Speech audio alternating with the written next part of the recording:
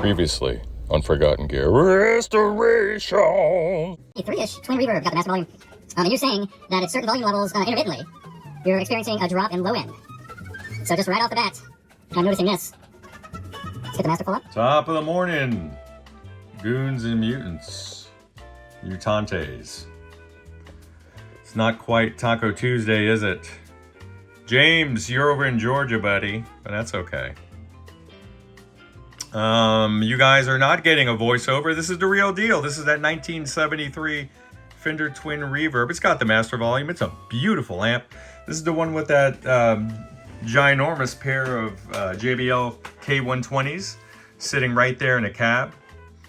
This amp came back for intermittent issues. There's the symptoms being an intermittent loss in volume and low end. What's going on? Well, there's two things. The first is the wiring of the speaker cabinet itself. Now, the thing shipped with what appears to be factory wiring. However, the factory wiring from the plug itself to the first speaker is 18 gauge stranded core. The jumper placing the second speaker in parallel with the first is 20 gauge solid core. All right, so now what do you think is going to happen? All right, now think about it like this. Imagine you have one of those machine presses, right? And you have two balls in there. Keep your mind out of the gutter. You have one ball that's 10 inches in diameter, and you have another one that's 9 3/4 inches in diameter. Now, you press the button, the machine press comes down, and it stops on the 10-inch ball. What do you think is going to happen with the 9 3/4 inch ball? Is it going to be experiencing any sort of compression, or will it just roll out? Well, obviously, it's just going to roll out.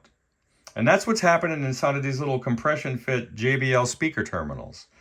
The 18 gauge stranded core wire is actually twisted tightly, which is great. That's great. The other one is sitting there at 20 gauge in diameter.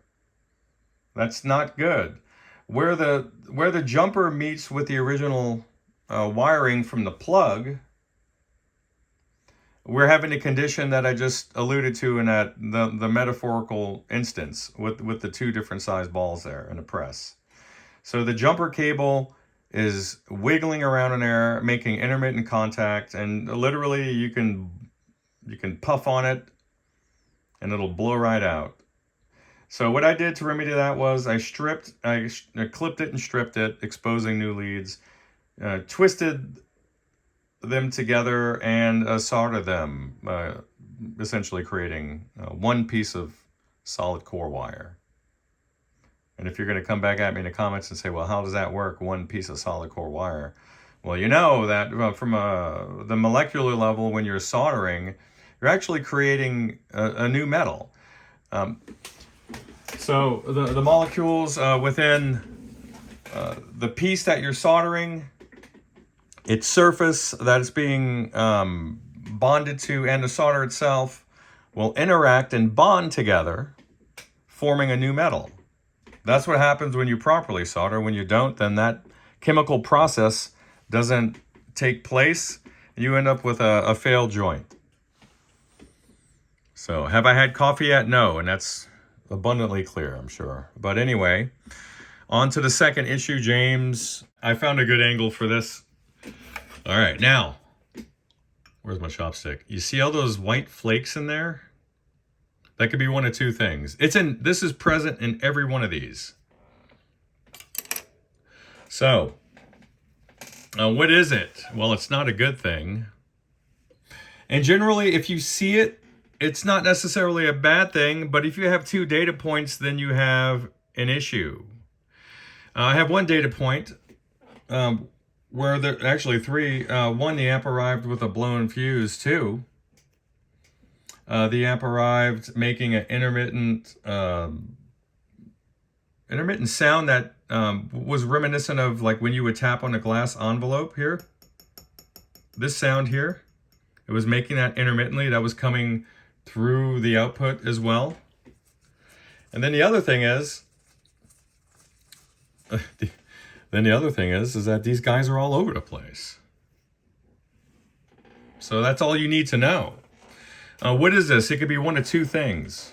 It could either be material from the cathode or material from the getter. And it's not going to be stuff from the getter because there's no loss of vacuum.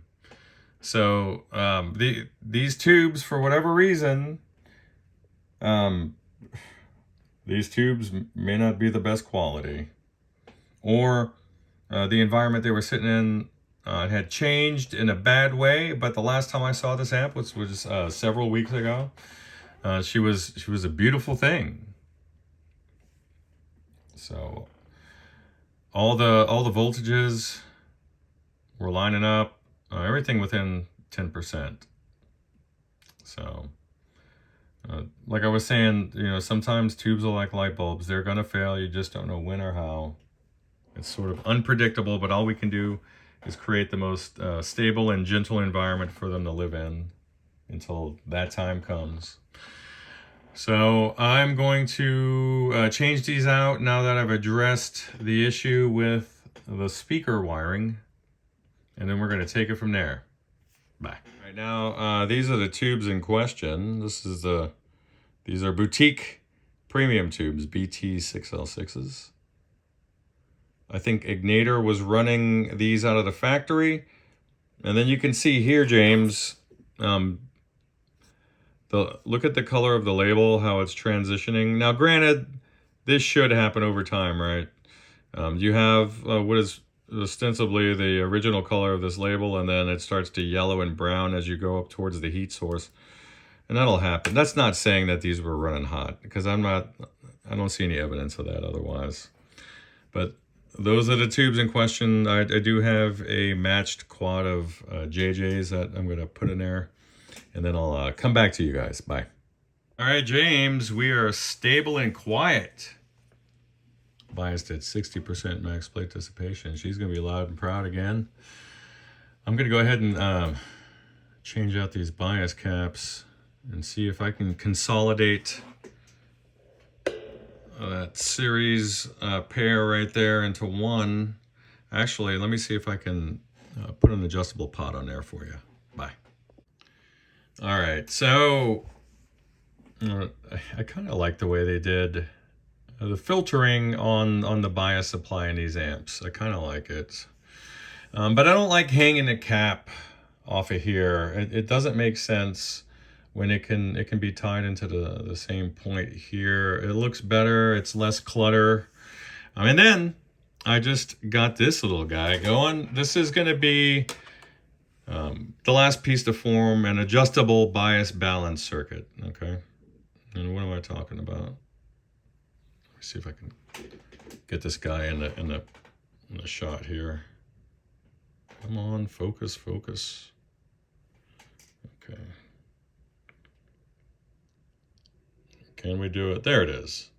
And you can see how I've bent the leads there. And essentially, it's gonna go like this. It's gonna go right there. So let me show you what that's actually gonna look like.